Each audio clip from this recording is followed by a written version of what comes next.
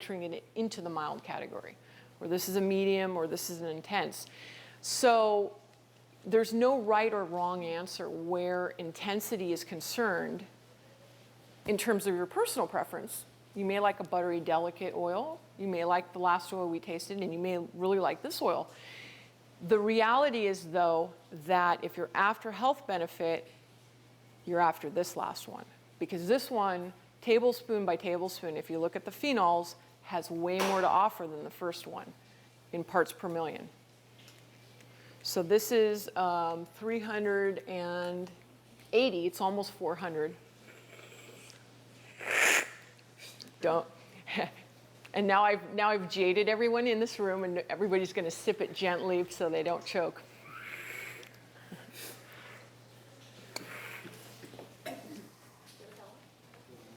Everyone's got water though, right? High pungency, high pepperiness. A little about this oil we just tasted, because this oil is deemed to be the second most decorated oil in the entire world. It is produced by Oro Balin in Spain. It's a Picual. Oro Balin has won more accolades and awards in the entire world in every competition, withstanding one company, one mill, Castillo de Canena, that typically edges them out by a hair in some of these competitions, and they're also in Spain. So last year, this producer won the most prestigious award in the world, the Mario Salinas. This year, we're going to see where it shakes out, but we're anticipating this oil is going to win in every competition there is. It's not for everybody. It's very intense. This is a function of the fact that it's a very early harvest olive. These people take incredible pains in processing. They pick it very early. They rush it to the mill. There's virtually no time in between when that fruit's detached from the tree and in the mill. They're just really meticulous. Their machinery is completely clean. If it's too hot to pick the olives in the day they want to harvest it, they pick at night. I mean, they're really, in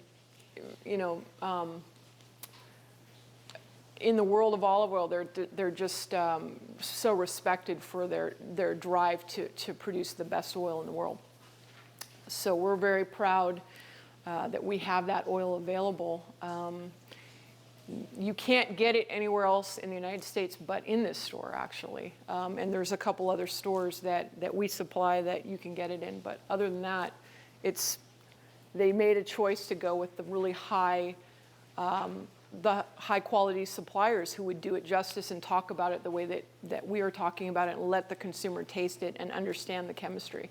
They didn't want it sitting in a supermarket on a shelf, or even in a boutique store on a shelf. So,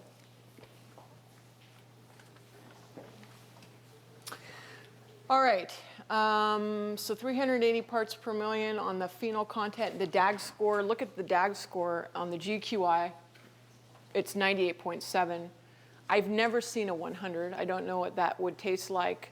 And theoretically, it probably doesn't exist because you lose a point just by crushing the olive. I mean, it's like, you skip a beat, I guess. FFA is 0.2. You can deep fry with this. And it's important to also understand that when you're abusing any oil under heat, extra virgin olive oil, you're killing the phenols. So you have to know that going in. You're going to be depreciating those phenols. The phenols are what make the pepper. They're what make the bitterness and all of these flavors happen in the olive oil. If you think this is too strong, but you like to cook with extra virgin olive oil, if you put this in a hot saute pan, you're instantly going to be looking at closer to 150 parts per million, respectively, because you'll knock it down on that intensity spectrum. So that makes sense? So it behooves you to start high, and then as you cook it, it will be a little bit more modest in terms of its characteristic. You'll be left with good health benefit as well. All right, and then we have one final oil that we have to taste. That's number 4.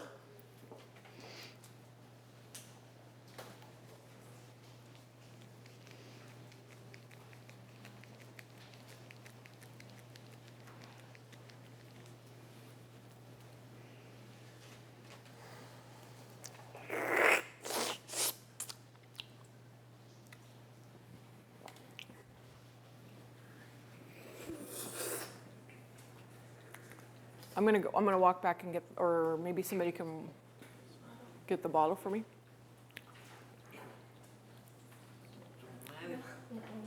No, the number 4. So I can talk about it.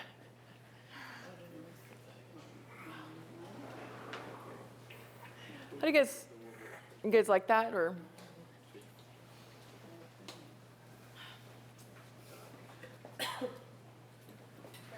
Okay. So we just tasted Bertolli. And in this oil, we taste black olive. Is that right? Everyone tastes black olive. The flavor of black olive. So when you open a can of Lindsay olives, for instance, or you eat a black olive off an antipasta platter, that's the top note I'm getting, which is almost a brined olive or a black olive flavor. It does not belong in extra virgin, ever, ever, ever. That means, as I mentioned earlier, that they left the olive to sit on the tree and become black. And what happens is fermentation begins to take place, just like with any fruit that becomes overripe. You've tasted a peach that sat around and it's so juicy, it's full of juice, but it's also kind of beginning to turn into that almost winey flavor. Olive oil will have that characteristic to it if you let the fruit over ripen or fall on the ground. And I know you're looking at me going, well, why would fruit from the ground ever be made into olive oil? 90% of the oil in this is probably from fruit off the ground. Gravity is your cheapest worker. If you do not have to pay somebody to climb a ladder and pick the olives off the tree, and you can let them get so ripe, overripe and shriveled that they become black and fall on the ground, and you can put nets below your tree, and then you can haul that to the mill, that's what produces this. So you've got, there's at least 2 defects in here, and they actually have names, proper names. So fustiness is the number 1 defect I'm tasting. This is a Piqual. I'm tasting Piqual olive oil in this. There's absolutely no doubt in my mind that this is made of Piqual, but they're definitely Bertolli, which is in Italy, or at least evokes the image that this oil is from Italy. It says that you can continue to use this product and it will still be good until April 30th of 2015. It's already gone. It's already shot in the bottle. And so this is what most, it says it's imported from Italy. This is what most consumers are used to. They've never had an opportunity to taste any oil that was really fresh and well made. So that is our number 4 sample that we just tasted. And, I like to go gently into this, because it's nobody's fault but the bottlers who bottle this stuff and hope that the consumer is none the wiser. And chances are they aren't. The oil we just tasted, most people in their lifetime never taste oil that fresh. Most people are born and they die, and olive oil like this will never pass their lips because it's such a rare beast. Because there's so much incentive to do the wrong thing in the industry, to make the extra buck by letting everything go wrong in the process, but you get more yield, right? I really want to take some questions. I'm going to break the rules. Anyone want to ask me anything? Because I'm sure after all of that, there must be at least one. What kind of scorecard would you come up with if you applied these criteria to it for totally? Well, in olive oil tasting, when you're doing a sensory analysis, if you're grading, for instance, you would not even give this a score because you can smell the defect. Once you're accustomed to smelling fustiness, mustiness, grubbiness, there's a whole category of defects that are attached to olive oil. You would smell it and just mark it as not extra virgin.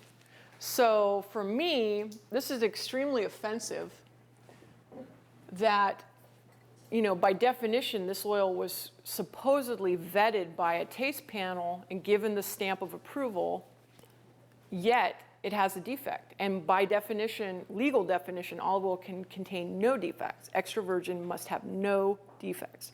This has, all I need to do is open it, and it makes my skin crawl. And so we have a real problem in this country, and actually most countries are faced with this problem of having just a river of this quality permeating all the retail channels.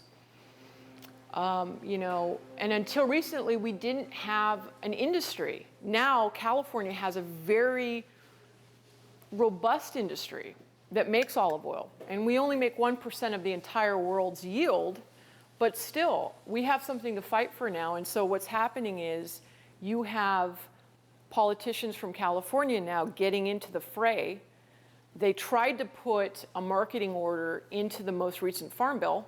It got eviscerated by the politicians in New York who are bringing in the lion's share of adulterated olive oil flowing from, and sub-quality mislabeled olive oil flowing from Spain and Italy and Greece. I mean, their ports are full of it. So their politicians said, no, we don't want that in the Farm Bill, no marketing order for olive oil. And the marketing order was essentially going to put some teeth into better testing, better standards for testing, better science, sensory evaluation for olive oil, and penalties if you're caught doing this. You know, the consumer is buying this because their doctor said, use extra virgin olive oil. It should be the only thing you're going to use. You know, if you have a heart issue or you want to maintain your health, only use extra virgin. Everybody's running to the supermarket buying this, and it's an empty promise because it's not fresh and full of the antioxidants anymore. It's dead and defective. How's one organic versus the other? So if you've paid, so how is one extra virgin and not the other? If you've paid to have your... How's one organic versus non-organic is my question. So how do they compare? How does an organic compare to a non-organic? How is it organic versus non-organic? I mean, what makes it organic? If you've paid to have your land certified, your farm certified, you're organic. But that does not mean that you're not doing all of the organic practices. And these oils here, although the two orobalins, although this producer did not pay to have his farm certified, he does not use pesticides and he does not use fertilizer either. So it's really about if you've paid to have the certifier come out. And then, of course, you want testing to show there's no residue, which there is testing on file for these two. Because, I mean, anybody can say, oh, I'm organic. Don't worry about it.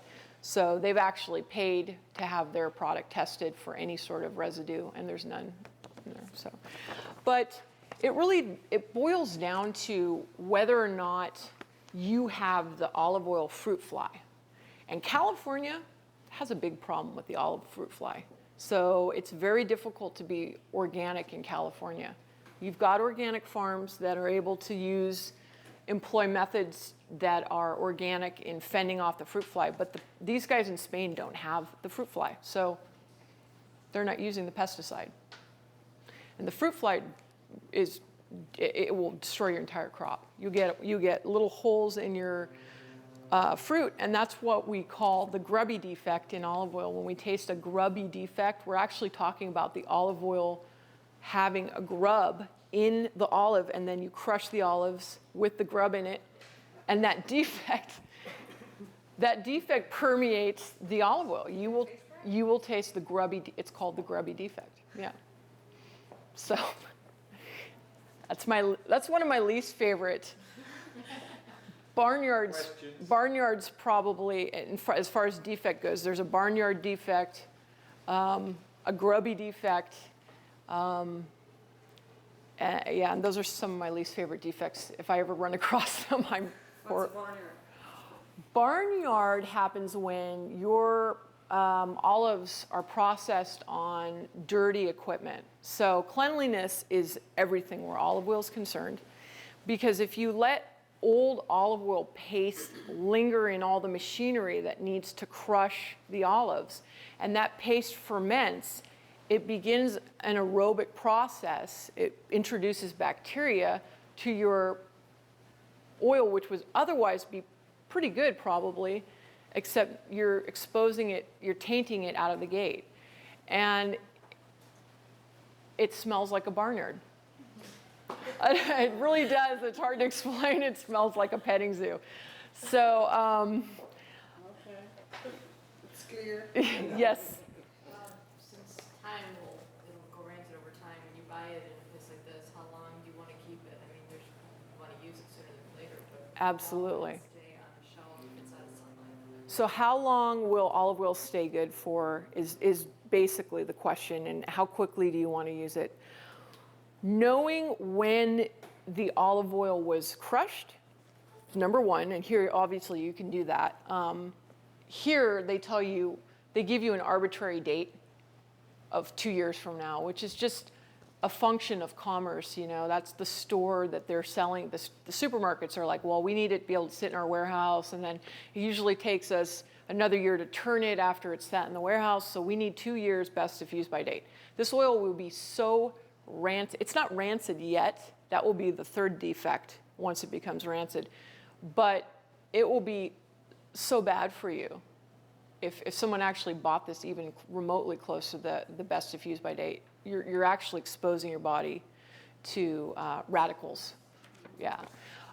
So the question is, how quickly? And honestly, I want to just say as quickly as humanly possible. So you know, if you buy a 200 ml, for instance, from this store, you don't want to have it for more than a month. That would be the very longest you want to have a 200 ml. They're keeping it optimally stored in the bulk tank, which to date is the best way to store it. The moment you put it into the bottle, you're going to basically start that clock moving a little bit faster in terms of degradation. So you really do want to use it as quickly as possible and just come back frequently. You know, don't buy the 3-liter Costco plastic jug and let it sit there for a year. You know, that's, ugh. All of the oil that we produce, so my family produces oil. We own a mill in Tunisia, and then we work with mills around the world. All of the oil that we carry and produce with our partner mills, it is best if used within 14 months of the date it's crushed. That is our best if used by date. Keeping in mind that at 14 months, it will be a pale version of itself. It will have lost most of it, well, not most, probably at least half of its antioxidants. This DAG score moves approximately if it's kept in pristine, prime holding conditions, it moves about 2 points a month. So it's going to move 24 points in 1 year. The standard for DAGs is that once you get to 40, it's no longer considered extra virgin. Even if everything else could somehow magically be right about it and it's still defect free and all that, if you get to 40 on that GQI score, you're failing. So you have to walk backwards and say, well, 92 on this middle oil minus 24 points of DAG score, you know. And if you ever tasted a 40, you know, it's probably close to this. It's probably close to this. So Can you repeat, 40 is the next version? 40 is no longer extra virgin olive oil. So when you, when we were tasting the Oro Valiente Qual, you said that from Spain, that it was the best in the world? Yeah, that's correct. Well, second, there's a mill called Castillo de Canena, and they make a Pequal, and they usually beat Oro Balin in the most prestigious competitions by 1 point.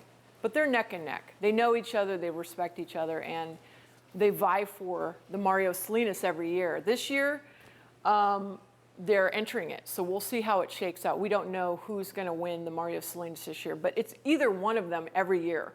Everybody else takes a back seat far away from these guys, you know. And Okay, so when people say that the olive oil from Spain is the best, I'm always going, no, it doesn't depend. I mean, it's not the country. It's, I mean, if you can have fresher from somewhere else. sure.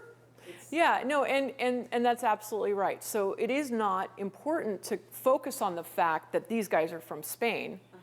You know, they happen to be winning, and they are in Spain. But the reality is that there are Australian and New Zealand producers in the Southern Hemisphere who are producing oil that just won in the New York olive oil competition in New York out of 700 oils, best of show, best of class, gold medal, swept the competition, you know, and these guys didn't enter that. Who knows how they would have done? They don't all enter the same competitions. So it happens that the Mario Salinas competition is the most prestigious in the world, and that's where they won. Yeah, and they make it a point of trying to put their, you know, they want to put their eggs in that basket for sure. and it's produced once a year. Once a year. And I would not use this oil in 6 months if I could get fresh oil that was brand new out of the Southern Hemisphere. So in 6 months, your best oil will be. You're in 6 months Exactly. because it's a moving target. It's going down, down, down, down over time. Phenols are leaving, it's losing its luster, et cetera, right? So what is the time of the year for Europe's production? So what is the time of year for European production? It is October is typically the very earliest month you will see Northern Hemisphere producers crushing. It's in California, Italy, Spain, Greece, everybody in the Northern Hemisphere. It is also just as rare to see them producing in October. If they were to produce in October, the yield is 10% less than if they were to produce a month later. The quality is here, but the yield is here. So producers are always inclined to really just hold off on crushing their olives and just trying to basically maximize that yield, sacrificing quality. You might see people crushing right now in Northern Hemisphere. That oil would be abysmal. It would be. The days make a difference. And so the way that that's measured is you've got an olive, what's called an olive maturity index, and that is a spectrometer that measures the color of the olive and how the color is permeating from the skin in towards the pit. Because olives start green, they get a blush, they eventually gets purple, then it turns black, and then it moves in towards the pit. The ripeness proceeds towards the pit. So they actually cut it open and measure that color progression. And so if you're very serious, you want to hit it at this moment to make the best oil in the world. Science has really helped us here. So Ours are from October, November. ours are always from October, November. You won't ever see December. December is extremely late. January is ridiculous, and February is just, you don't even care. And you just, how much yield am I getting? So we're So- talking Northern Hemisphere. Yeah. Northern Hemisphere. So then when you move into the Southern Hemisphere, which is, I guess we're getting into the two-hemisphere solution now. So when you get into the Southern Hemisphere, you're looking at the very earliest would be, actually, we saw the very earliest for the very first time last year, which was March. That's phenomenally early for Southern Hemisphere. We're talking about South America, you've got Argentina, you've got Peru, You've got Australia, New Zealand, you've got, well, pretty much there's a wide swath of South America now is producing olive oil. Those folks are typically, the very earliest is April, but we did see a Peruvian producer produce in March. They pushed the envelope, picked it off the tree when it was just so hard. The fruit was green and hard, and that early harvest makes that chemistry sing. It creates the best chemistry. And also what we in the olive oil world, who are sommeliers, deem as the optimal flavor characteristics. So crushing early harvest is where it's at. And then they might crush into July, but that would be the same as crushing into December or January in the Northern Hemisphere. And why is this important? Well, obviously, if you can, as we mentioned, if you can get your hands on brand new, freshly made, nutrient-dense olive oil that was just pressed in April, and let's say it takes 30 days to travel here, so it won't be available until May or so. Well, that's going to trump this Orobalin. Even though it was one of the best oils in the world, it's now declined.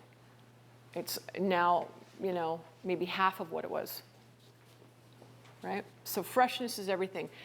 Asking what the crush date is important, no matter if you're shopping here or anywhere. And if you don't see the crush date, buyer beware. That is the #1 red flag for a consumer looking for olive oil. Forget every other quotient we've talked about.